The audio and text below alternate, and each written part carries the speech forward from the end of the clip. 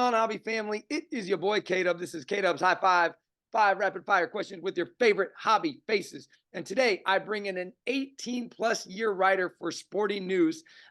He's also a voter on the Hall of Fame ballot. Yes, you heard right. He's a Hall of Fame voter on the High Five. And he's also a collector of the greatest era of sports cards, the junk wax era. My good friend, Ryan Fagan, at My Junk Wax on Twitter. How are you doing today, man? I'm doing well, man. How are you? Thanks for having me here. Oh man, I'm excited. I'm excited that you and I were able to connect. You and I connected on something else via Twitter, which avenue to this. So super excited to ask you some questions about your collecting, how it works. 5 questions, all hobby related. I'm gonna throw them at you one right after another. Ready to take on Great. that 5? Let's do it. All right, man. First question for those of the people watching this who don't know you, kind of how would you describe kind of who you are in the sports card world? Like, what would you say is your resume when it comes to the sporting world? When it comes to the baseball card world, it's mostly about the junk wax era. I collected back from about 87 to 93. So literally the heart of the junk wax era was my heyday. The 87 tops, I still cannot resist buying a pack or two if I see it at a card show. But that was kind of it. Then went into college, kind of drifted away, and then got back into it. Actually, I always say the pandemic, but it was really before the pandemic. It was in 2019. We started doing some videos, opening old boxes of baseball cards. Like we opened some 85 tops, 89 upper deck, these 81 Donners. And this was before the pandemic, so you could buy them off the baseball card exchange for not crazy amounts of numbers. But then once the pandemic set in, and then as a writer, we're looking for stuff to write about, right? So I kind of dipped into that well and wrote a lot of things about the junk wax era, and then even kind of wrote some of the stuff about what was going on in the hobby, the explosion during the pandemic, all that stuff that happened with Target shutting down, all these things. So kind of a mix of newsy type stuff, but also a lot of the nostalgia. Were you surprised when you started writing about kind of the junk wax era at the response that it got? A little bit, but then I look back at it, and I wrote a piece in 2014. One day I was looking on eBay and I found some boxes of 87, some 87 tops, and Fleer and Donruss got one of each, and I remember what that meant to me when I bought that. And so what I thought when the pandemic came around, and I thought about what can we write about, that was something that naturally resonated with me. And I figured if it resonates with me, it's going to resonate with other people as well. So I was surprised to the extent. Like that was some of the best stuff in terms of page views and uniques that we got all year on the site. So that was very exciting. And then once you start doing one of them, you see the reactions. And what I tried to do a lot was incorporate folks from Twitter.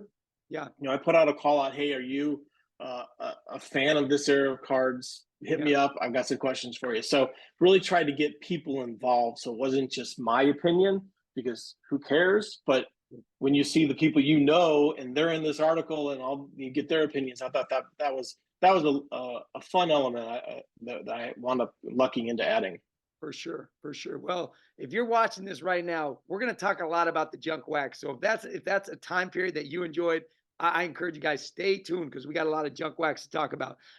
Second question, let's talk about you as a collector. Obviously, my junk wax, man, that's your era. But when you think about who influenced you as far as card collecting, who would you kind of credit as some of your biggest influences? I mean, I guess, you can point back to Dr. Beckett from Beckett Monthly, and I had a chance 2 years ago to interview him for a piece I was working about, kind of a look back at the 87 tops. And look, I've in my career, I've been lucky enough to talk to a lot of cool people, a lot of famous athletes. And you get to the point you start to think, okay, well, I don't need to be nervous to talk to these people. Yeah. I was nervous talking to Dr. Beckett. I was like, oh my gosh, you're Beckett Baseball Card Magazine. So, he was, I guess, one of them, even though I didn't know him back then. But, really, there was a guy that had a card shop that was right next to the bowling alley. So we go, as a family, go bowling, and I'd go over there and pick up some packs. And then when I got old enough, I would ride my bike down there, and he's still got a shop, right? So I still go out there. It's in a different location, but I'll still go out there. It's out, in St. Peters, Missouri, and I'm right out there. And I literally will just go and I'll still just hang out for an hour, and it's kind of like when I was, 15, 16, it's the same now. And I swear he looks the exact same now as he did back then. But, just a good person that kind of, introduced me to cards, and really still talk about them now. Yeah. What's the name of that shop? It's Baseball Plus. It's out on Mid Rivers Mall Drive in St. Charles, but or in St. Peters. But I've quoted him several times in Yeah. pieces because I'm like, hey, you know. So yeah, it's been kind of fun to quote know a baseball card shop owner. Oh, for sure. I was in a Barnes and Noble last weekend, and I didn't realize that Beckett still priced cards. Um, Yeah, and so I was in the magazine section. My wife was looking at some books, and so I just started, and I like everything about my childhood came back because I started just finding old cards that I had.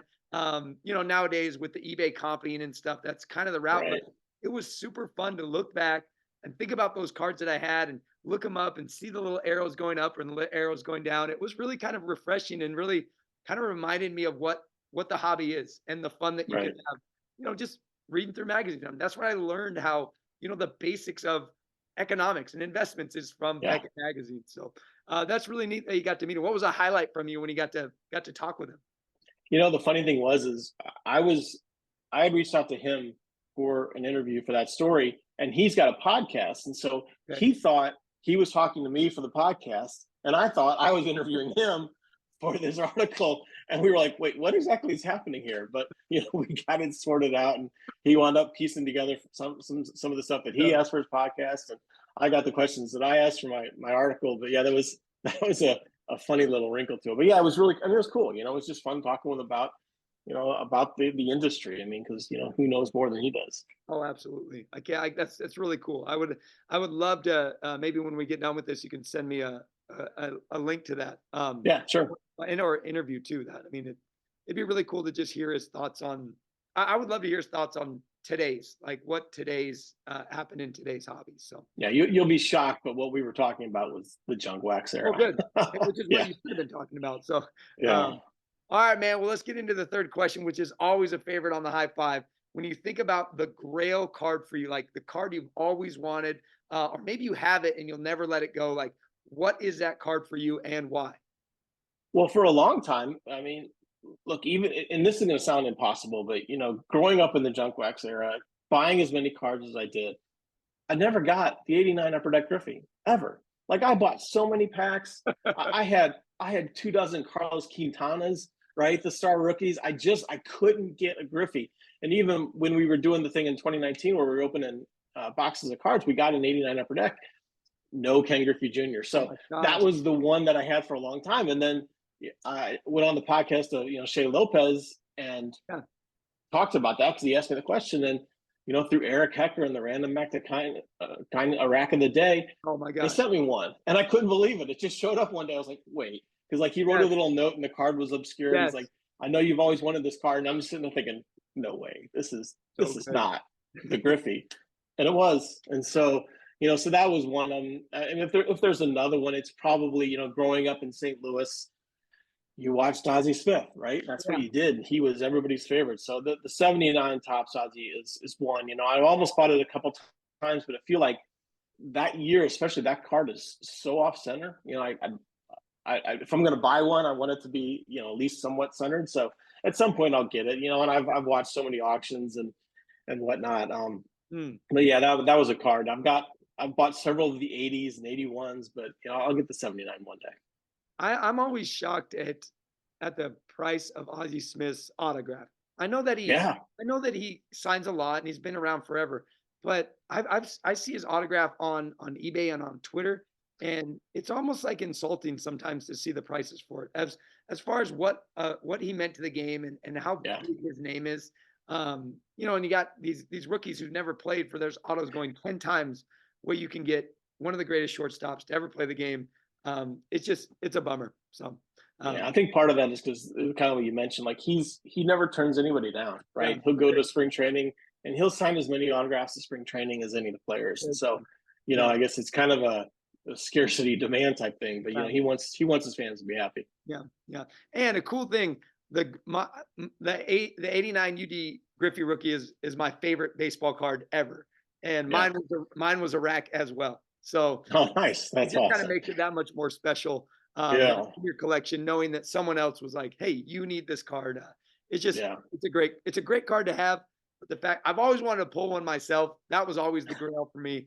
But the fact that And it now was it's just too expensive to buy a box. And oh it's just god, like, yeah, yeah, yeah, and it may not happen.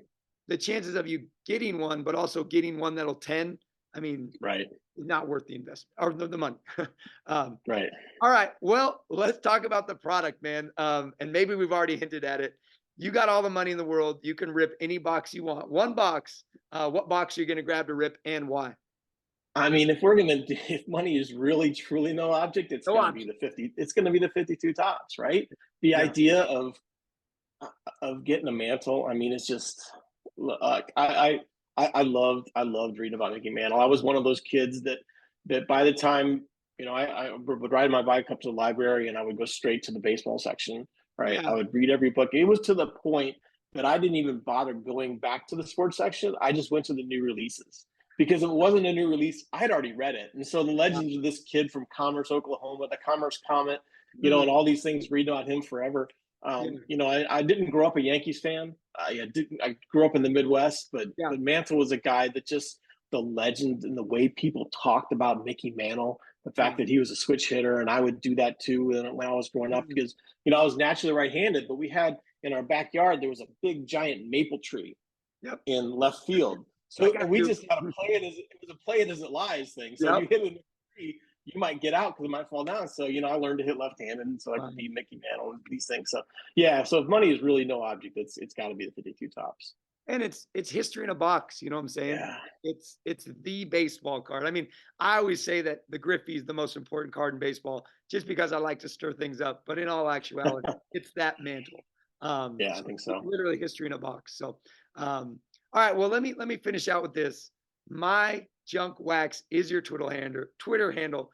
You get the junk wax era. As you think about modern collecting, how do you think the junk wax era fits into modern day collecting? Or maybe like, how do you feel like we can learn what they did in the junk wax era in today's hobby? Like, how do you think the junk wax and today's hobby fit together?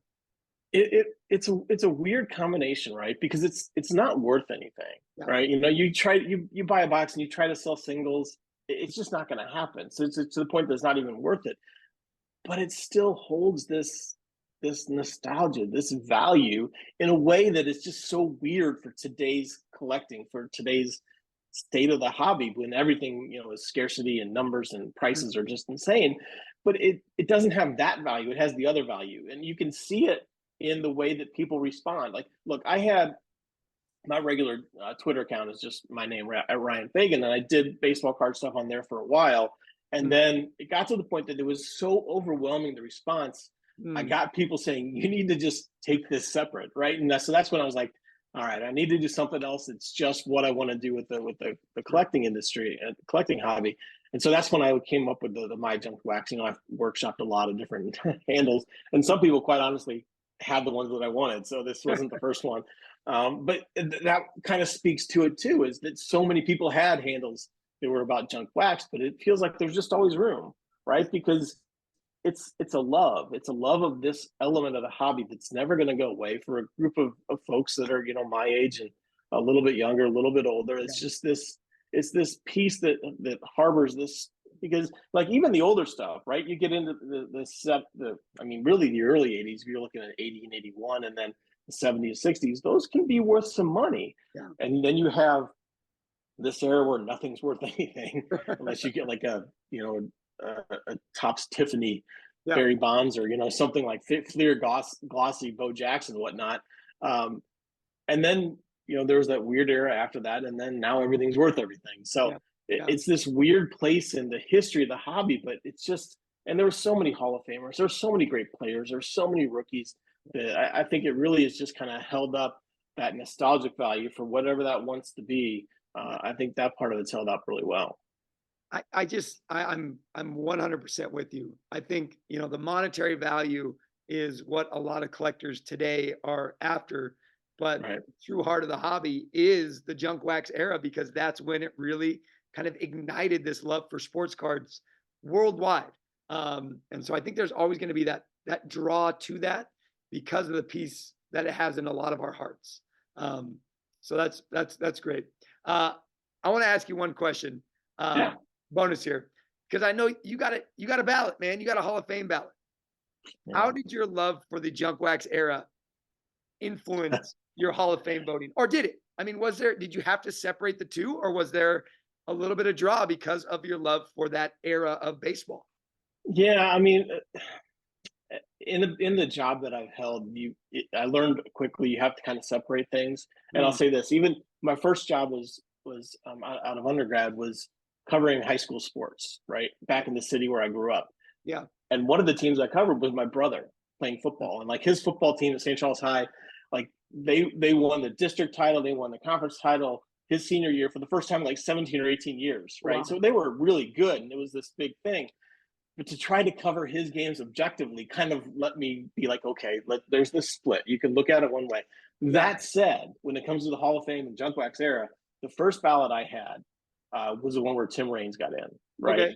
And because it was his last year on the ballot, he Mm, should have been in long, long ago.